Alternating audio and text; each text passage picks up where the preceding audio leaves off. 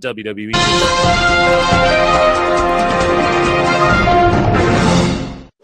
So LA Knight, has had the most matches in 2025 out of anyone in WWE at 49.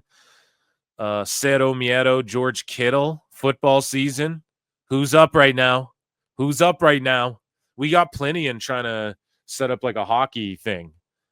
And I keep forgetting to like, not even forgetting. It's just something where I'm like, you know, I'm chilling and shit. And I'm just editing like crazy, cranking out videos. I dropped a couple today. You guys probably saw them where I'm clips from the fucking show and stuff. So I want to do it, man.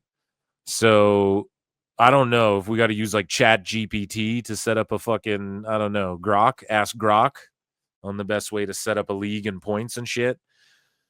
Or ask Dave Meltzer. Winner gets 30% and 6 stars if you pick the Japanese players. Blah. And yeah, so George Kittle with the salute to Penta El Cid. I'm mental. Well, the old announcers. Boom.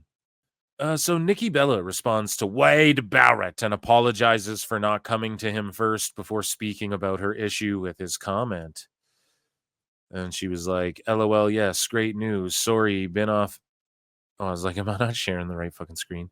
Been off X this week. Thank you, Stu. This all has been so wild. Sorry for not coming to you first before chatting with Bree on the pod. Was not expecting any of this. You know how much love I have for you and loved our chat.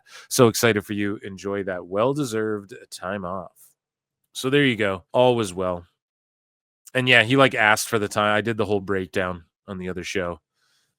So El Grande Americano, El Grande Mexicano. So El Grande, man, he was in AAA for this Elysia show, I believe. Sorry if I butchered that as well. I'm fucking names of things up. I don't know, dude. He's just such a fucking star. And notice this, my fellow 2K players. And I didn't even really play. I just turned it on to check because I'm such a fucking mark. I was like, oh, did they add El Grande? I have to download it. And then I just don't do shit. It's like, but anyways, you fucking Mark, where's my sound? I'll give myself one, right? It's deservedly You so. fucking Mark! Pardon me. So notice in the game that it's a video game version of El Grande as well. It's like Doink. It's just like an IP. It's not like, oh, Ludwig's under the video game version, and it doesn't look like Chad either. It just looks like generic fucking El Grande, and it's like a video game. It's not a real picture of him that they used for his render in the game. So it's what I've been saying about La Parka. They'll do that. It's what they do for Doink, and it's what they're doing for El Grande, because this is a gimmick. This is how genius the fucking El Grande gimmick is. Let me take you back in time 100 years when he first started his career. It's genius because this is a gimmick where they can pass, like El Grande can go away for 6 months. He can go away for a year. They can just pass the mask on. It could be a different guy on a fucking house show. And you'd be like, what? And it's just a gimmick that they can and will pass on forever in WWE. Like for the next 100 years, anyone can be El Grande. El Grande can just show up and you're like, what? And it's over and it's working. And if you pick the right guy, Gable was the right guy to get it off, to set it off. Ludwig took it and just ran with it to a whole other level. It's actually crazy how fucking far he took this in such a short amount of time as well. And Gable, really, if you think about it too. He took it far in a short amount of time. Now we have like El Grande Dos and El Grande Trace in Pete Dunne and Tyler Bate. I mean, whatever. It's lame to lean into it now. Everyone's beat that to death, but you guys get what I'm getting at here. It could be a faction of them. It could just be like 2 of them. And do we really need an explanation? Give me another one of those AI videos explaining those minions and trigger the IWC. That's all I need, because this shit is ridiculous, but it fucking works so well. Anyways, let's watch this clip. He's beloved.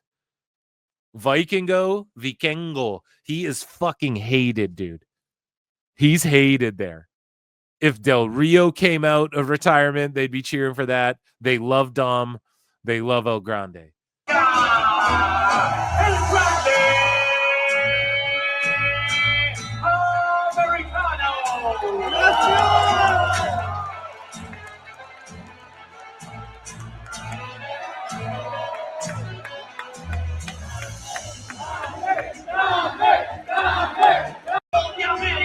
And people, I made the clip where we were talking about how this dude looks like a Power Ranger. And I accidentally clipped out the part because it was like 5 or 10 minutes later or something like that, where someone said the Gold Zeo Ranger. And it was like, oh, that's the one. Like, that's what I'm thinking of. I just haven't watched fucking Power Rangers in a decade plus minimum. Because I think when they first went on Netflix, I ran through a good chunk, you know. It's just like throw it on in the background, you go to sleep, whatever. Yeah, so it's the Gold Zeo Ranger. I fucking love it. Gimmick infringement. But speaking of the NFL and AAA, we have more of that. Micah Parsons acknowledging his tribal chief after his first sack of the season. So again, nobody's doing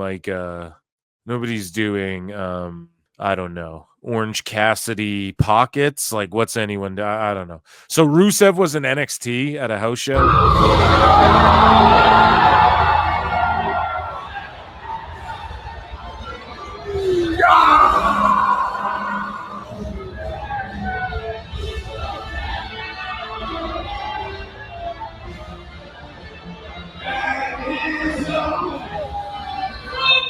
So that's sick as fuck, right? Then he squared off with Obafemi, I'm pretty sure.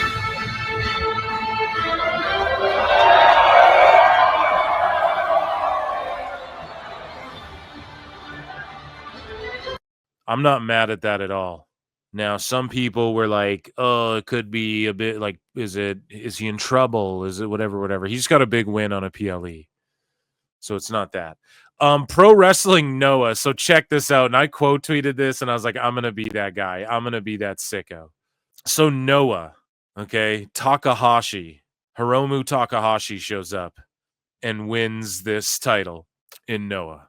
The GHC, I don't even know, junior heavyweight, I have no fucking clue. And I quote tweeted this and went, I'm going to be the sicko who says it, dude. I'm going to be the wacko who says it. Dirty Dom versus Takahashi and Noah. I said it. I'll just be that. I'll be that guy. Great. Fuck it, man. But that would be crazy. If you're a Nuge Mark, I don't know. That would be a crazy matchup. Even just the aura of like Dom talking down Takahashi and shit while he's just like making his fucking faces, and I just think it would be cool, man. But yeah, I don't know. He won a title in Noah, so there's some, who knows, man. Maybe he'll fight a WWE guy there. Who knows? But he isn't. I believe he's still with New Japan. So yeah, and he's got some mileage on him. Like he was teaming up with Tetsuya Naito, I believe. Right? That was, yeah. They were teaming up, and yeah. Anyways, moving along. Speaking of AAA and New Japan and Noah and NXT and all these brands, Mr. Iguana and Lola Vice with a message for Finn Balor and Roxanne Perez ahead of their mixed tag match at a WWE and AAA Worlds Collide. Mr. Iguana, well, let's just play this. You guys can read subs too, okay? They're going to speak en español. Pues retuvimos campeonatos. PWT, flip the W upside down, it becomes an M, and the M for multicultural. De parejas mixtos, pero desgraciadamente no puedes tener todo, ¿no? Y mucha confusión, muchas decisiones que tomar, no sé, la verdad. Yo siempre. Lola always gets what she wants. And now I have Mr. Iguana on my side for Worlds Collide. So Roxanne and Finn, you're about to take a trip to Vice City, baby. And if I was peligrosa before, now I'm more dangerous than ever. ¿Verdad, Iguana? Póngase verde. Póngase verde. See, here's the thing. Like, is Lola dating Priest? Because, like, he was fucking mixing it up with a few of these girls, and I don't know if he's just friends with them or what, but he was hanging out with Lana. He was hanging out with, what's her name now? Lacey Lane, right? KC2. KC squared, and then he's hanging out with Lola Vice, but like these two are totally gay for each other. They should totally just make out already and fucking get it over with, because like I know they're putting on a show, but like goddamn, the energy is real And we'll see more of that as we take a look at some more of these AAA clips. It's like, just fucking do it already. So I don't know, man. It's good stuff. We'll see more of it as we go along. WWE Raw moves to 7 p.m. Eastern starting next week. So guys, 7 p.m. Eastern, an hour earlier. AJ Styles' son has agreed with a comment on Instagram that WWE's booking of Styles is disrespectful. One user wrote, "The way Triple H is disrespecting AJ is legit pissing me off." Styles' son replied, "You ain't the only one, man. You not the one, but you're the only one that can make me feel like this." What's that, Foo Fighters? Yeah, he's like, "You ain't the only one, man." So I don't know why. Didn't like Ron Killings' son say some shit as well, like getting mad? I've always said this. AJ will retire from WWE. He might even do a match in TNA. He'll get inducted in their Hall of Fame the next year, or maybe not even, because Triple H might not pull a Vince. Like Vince would always pull the trigger. He'd always be like, "You have to retire on TV and tell everyone you're done, and then we're going to try and induct you right away." That was always his MO, because it's, I don't know, man, just his power. Like, you know, it's locked in with WWE, and nothing you go do after this really counts. I think is the way Vince looked at it. I don't know. That's just me guessing, right? I'm not a psychic. With AJ, I've always said this, man. I think he would go do a one-off in AEW. Just a one match, a one and done, maybe show up on a Dynamite and then be like, "I'll challenge you," whatever. And maybe even put someone over. He wouldn't even have to win. AJ's not that guy who's like, "I gotta win." He's not a fucking... I could also see WWE doing whatever they can to keep him, and maybe not as an in-ring guy, but go like, "Hey, producer, NXT, or whatever the fuck." I don't know. But again, you have a million of those. So I could just totally see AJ being like, "You know what? This is my last year. Listen, Fed, I love you guys. WWF, listen, I love you guys. It's no disrespect, but like, I want to go have a Nuge match. I want to have fucking one last TNA match. I'm going to take that fucking $1 million from $500,000 from Tony Khan to fucking do an all-in and a Dynamite." I mean, that wouldn't even be a slap, and that wouldn't even be disrespectful, because what would it do for AEW? And it's no offense to AJ Styles. Okay, it would pop a number for those shows. Oh, they'd sell a lot of that one pay-per-view. That does not do anything against... It wouldn't do anything to hurt WWE, and it doesn't do anything for them. One AJ Styles match in AEW isn't going to make people go, "And now we can give AEW a chance." But if Tony roped him into like weekly television for like what though, 3 years, he doesn't want to do it that long. He said it. But I do see him like, okay, I'm done wrestling full time when how old is he turning? 45, 50 or whatever the fuck? He's like, "I'm done." He looks in great. He's just in great shape. But he's like, "I'm done wrestling at this certain time in my life." Okay, but like one match in that year, in his first year off that he's gone in AEW or something, like 2 matches or something, maybe he goes to Nuge. I could just see him doing that because he's that kind of guy. He loves the shit. He's not washed by any means. And he's a dude that a lot of people thought like he'll never be in WWE. There's no way Vince would let AJ come in and like be a top guy. Maybe like, oh, he could get to WWE, but not a top guy. I don't know if anybody saw that as quickly. Maybe like obviously he's good enough to do it, but would Vince bite on that? And the rumors are, man, that back then Vince was like, "Fucking destroy this guy, pal. Rack him, like make him look like a little," like that was the rumors back then, right? I fucking love AJ Styles, and whatever he does, I'm down with, but hopefully like wackos will, like WWE wackos will take this shit and spin it into, "Oh, he fucking hates. He's gonna go flip around with the Buckaroos and fucking too sweet with the," and it's like, no. AJ's that guy, man. Like he went and helped all these other feds for years, like Ring of Honor, even Japan. He went and helped Bullet Club. He helped fucking, and that's the thing. The Bullet Club was always the coolest when guys like AJ took it over. When like Kenny, I know people will be like, "What? That's not cool," but he was pretty raw in that era, dude. He was raw when he came out just wearing all black, and like he'd have some Terminator shit on or something. Like that was dope.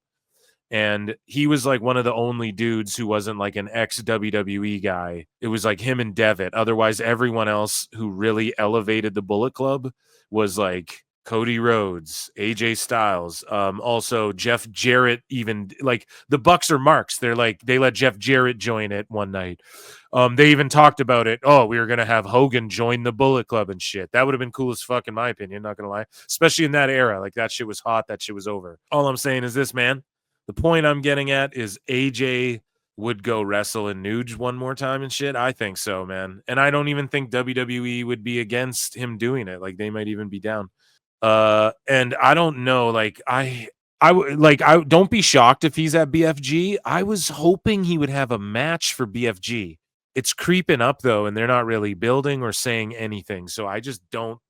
I'm gonna say it's not gonna happen. Like AJ will not wrestle at BFG, which I thought maybe there was a chance of that, and they were just waiting, and maybe they still are. Maybe they're waiting till they're trying to see how many tickets TNA can sell, and then at the last second, just like they did with Slammiversary, go AJ's coming, and then see if they can't boost an extra however many tickets. That could be the play as well. So I spent a lot of time on AJ there, but I'm a mark. What can I say? So yeah, here's Oba and Rusev squaring off. I might still be calling him Miro by accident interchangeably. No disrespect. It is Miro / Rusev Day. Speaking of Bryan and guys that I never thought Vince would push to the moon, and really people fought him on it, and ended up the fans forced their hands, and a whole WrestleMania was built around this guy. Bryan Danielson praises Randy Orton twice and AJ Styles in a new interview.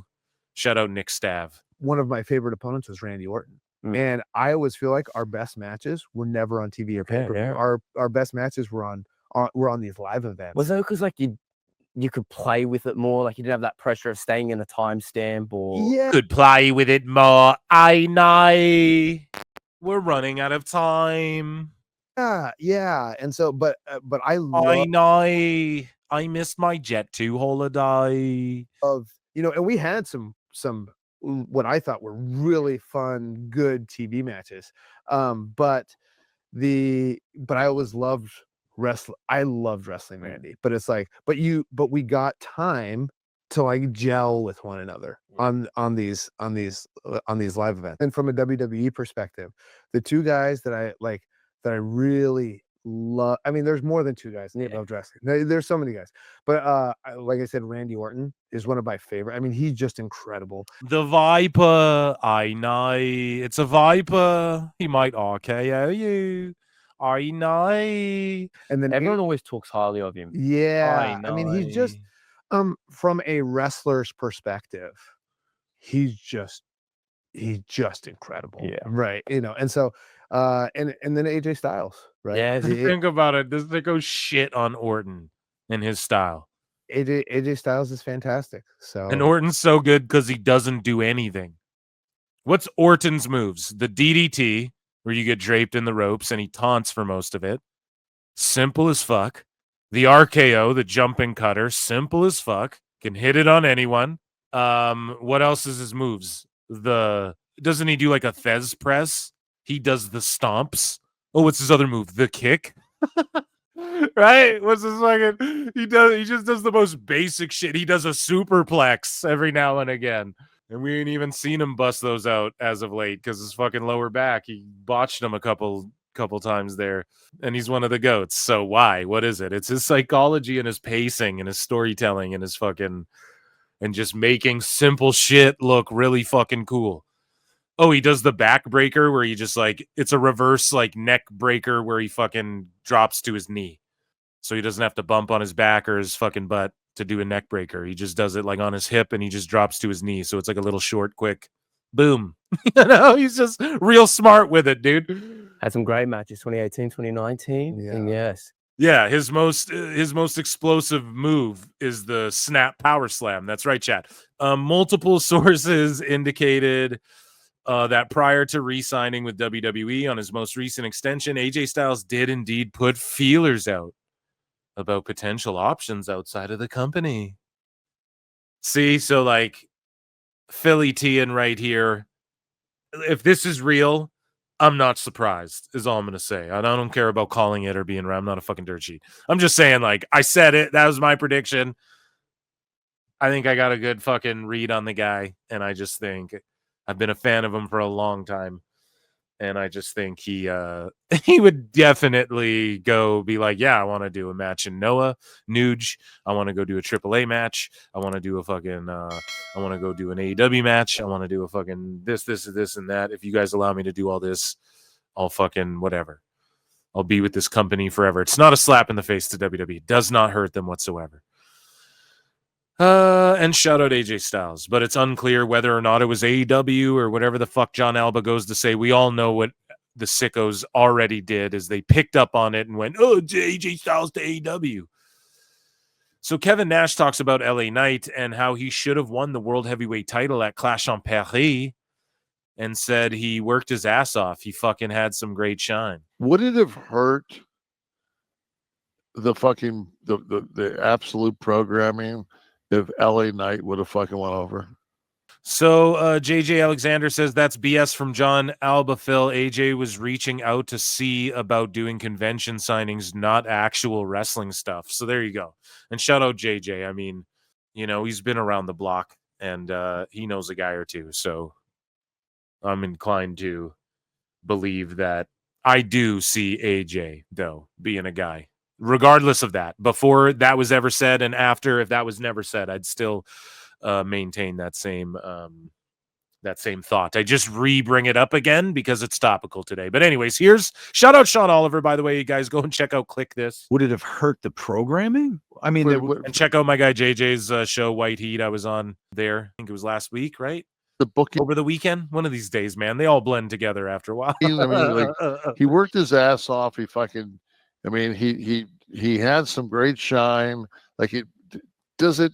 You can always. I remember when Lex was fucking red hot, and we fucking went in and we just told Eric. We said like we were at Auburn Hills and nobody was supposed to beat Hogan until Sting, and it was just like Lex was red fucking hot. It was time. Like we couldn't fucking wait, so we fucking talked him into fucking turning putting the belt on Lex for a short little run to fucking just to break the monotony. And it would have been unpredictable. And you wouldn't have had a fuck finish that you have every fucking week. Yeah, I mean, I'm all for doing that. However, then it just kind of pisses in the mouth of like Seth and his whole faction, which like I'm okay with. But if we're going to be objective about how that comes across storyline wise and shit, that fucking sucks that you did all this just to like hot potato the belt around. Now that doesn't mean Seth couldn't get it back, but then that whole cash in shit just feels like it's for nothing. It all feels like it's leading up to Punk is gonna eventually hold that world title one time, and then I bet like, well, maybe not Drew. I hope Drew becomes a WWE champion, man. I hope he becomes a fucking WWE champion, dude. I really, really do. At least one time. So Sarah Logan Valhalla, who announced back in June that WWE informed her that her contract wouldn't be renewed, has now been removed from the current roster and onto the alumni page on WWE's website. So released again. And yeah, man, I mean, me like everyone else, I'm not like the biggest Sarah Logan fan. Never have been. Valhalla was way cooler. I do like her with the Viking Raiders. I would prefer to have her with them than not. Not saying she needs to get involved in matches and shit. I mean, yeah, I'm not surprised, you know? Let me just put it that way. So Kevin Nash, again, he questions why LA Knight, we just listened to that. So anyways, we do have another Kevin Nash clip just about something else. Dwayne Johnson, The Rock, he says his weight loss is 4. Ready? Drum roll, please. Because Phil don't fucking miss. Where's the drum roll? A movie role. So he's playing a 70-year-old man whose best friend is a chicken. And this movie, now I got a little insight on this as well. So this movie, he will stars Chicken Man and Lizard Music. Okay, directed by Benny Safdie, and the film follows a young boy who finds a secret late-night broadcast of lizards playing otherworldly music that opens a hidden door to the whimsical Chicken Man. This is courtesy of Deadline and discussing film, whatever. Also, he slimmed down. He was playing like that drug dealer dude, but he's playing like a 70-year-old man. And what did I tell you guys? He's focusing on like the acting and serious acting and dramatic roles, and him bulking up to be Mark Kerr might have been him going like, hey, I'm going to get as huge as possible one last time, pretty much. But I'm going to give you guys a little allegedly here, okay? Allegedly. So he's got like a bunch of movies down the pipeline, projects. I don't even know if they're all. I can't see him doing TV again, like doing a show like Ballers or something. I don't see that happening. But let's say he's got like 7 movies down the pipeline. Okay, this one, the fucking isn't he in it? Yeah, the Scorsese film, and then whatever the other one, and then he did Smashing Machine, and he's got a third one that isn't out yet that he's working on, where he's skinny for that as well, skinnier, I guess. And they're all like, he's going for awards. Okay, he's going for awards. I'm telling you guys this. They're award bait dramas, and he's never, I don't think The Rock is ever wrestling again. I don't think he'll ever wrestle again. I don't think he'll ever come out and do final boss shit again. If he ever comes back to WWE for like, I'm doing this on screen thing, it'll be the same old like baby face pop, everyone clap for The Rock and da-da-da-da-da. And that might be a bit of a bold prediction, but I'm going to just stick to that. All right. So there's a little X-Files for you dummies. All right. I just think, what was his last match? The fucking greatest WrestleMania of all time. One of them, right? Be grateful for that, because I don't think we're going to ever see him wrestle again. He whipped Rhodes with the belt and shit. I don't think we'll ever get another situation like that. Maybe he'll hit a rock bottom on a motherfucker, but it'll be like, remember when it was peak Hollywood Dwayne where he'd just show up and do babyface shit? And there was no intriguing final boss shit. We're in that era again, because he's going to be skinny doing dramas and trying to be taken serious. Yeah, I don't see him doing one of those Batista, oh, tell me what you want. Tell me what I want, what I really, really want, Hunter. Tell me. I'll tell you what I want. You know what I want. So Bully Ray praises Becky Lynch, and then Kevin Nash buries Becky Lynch. So let's listen to these contrasting views, and here's Shadow Busted Open and David LaGreca and Bully Ray. Becky selling for AJ? Why would she be selling? She should be like, yeah, come on, you tiny little nothing. Come in the ring and I'll make mincemeat out of you. Nope. I've been bitching and moaning about women in this business. Everybody wants to be the baddest bitch on the block. They all want to be so tough. They all want to seem like nothing bothers them. Nothing gets to them. They roll their eyes, they flip their hair, they walk away. Nobody's selling nobody these days. Becky sold for AJ. And I'm not talking about physically in the ring. I mean with her eyes and her face. And I absolutely loved it. Becky? So he loved it. He put it over. And then Kevin Nash. Oh, no, did I not? Maybe that last clip had them squished together. I botched, but Nash is just shitting on Becky again. Okay, he was already shitting on her before. He's shitting on her more. He said that, this is what it was. He said that their segment looked like domestic A or whatever. And I was like, I think that's kind of the point, but like, I mean, we know they're not together. Anyways, here's more Danielson. And he says he's not aware of his iconic WWE WrestleMania 30 hype package to Imagine Dragons Monster. This is something personal to me, but I don't know if any other fans ever brought it up to this synonymous connection with you and the Imagine Dragons song Monster. Okay. Did fans ever bring that up to you? No. It's like this iconic wrestling video. I think it's heading into WrestleMania 30. Yeah. And it was this story about you being the underdog, right, you being overshadowed. He's only 5'8", 200 pounds, you know, yeah, 80+ player. But this video's got like over 7 million views. If you're posted onto TikTok or Instagram, you're always synonymized with the Imagine Dragons Monster song. That's why I know this video, like a 5-minute video. I'm sorry to sound like a mark. I know every word off by heart. And I played it last night to check, and I still know this video word for word. I used to play this video going into my soccer games to hype me up. I'd get dad to connect to his phone to the aux, go onto YouTube and play this Imagine Dragons Monster song. Whoa. That was like, I'm surprised you don't know about it. So, I mean, I'm aware of the song, and my kids actually love Imagine Dragons. Yeah. But I don't think they've ever, I don't think they know that there's a music video of their dad. I'm telling you. To Imagine Dragons. You got to show it. I'm telling you, it's one of the most hype videos. I in wrestling. try not to. We got a fucking I know we have a Chris Van Vliet. He's coming for your spot, mate. I know. Dude, a little Australian fucking Van Vliet over here, for man. my kids. A lot of that stuff. My wrestling. Okay. It's just not my thing. Danielson is he's a funny dude.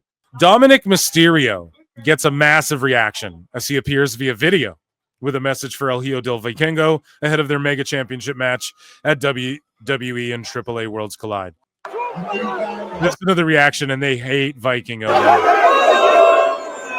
En realidad tú eres una falsa persona. Falso luchador. Escucha, y un falso mexicano. Tú nunca serás un mexicano. En cambio yo soy el mejor luchador mexicano. And it's crazy because I think if on Espanol, anyone in chat, but I think he's saying like I'm a real luchador and shit. Is that not what he's saying? They're cheering like they like El Grande more than this shit. And Dominik Mysterio, who was born and raised in where? Like San Jose or whatever the fuck, you know? Mega campeón que ha tenido la triple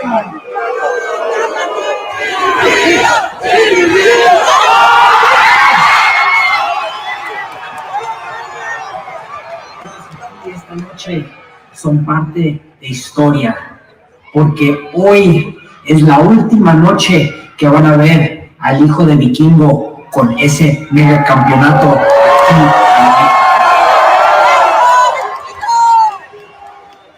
Este viernes en Worlds Collide voy a hacer algo que mi padre nunca hizo, y es ese mega campeonato de AAA que pertenece a mí.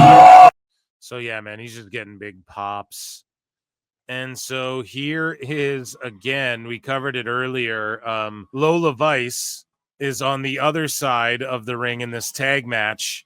And La Hydra is on Iguana's side. But Iguana and Lola Vice can't stop, like I said earlier, they're just gay for each other. You know what I mean? So it's just more of that.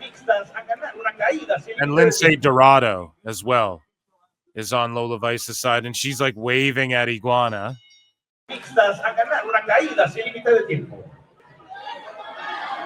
Ahí está todo listo para esta lucha. Últimas indicaciones por parte de la máxima autoridad. Y últimas indicaciones de la hiedra para Mr. Iguana.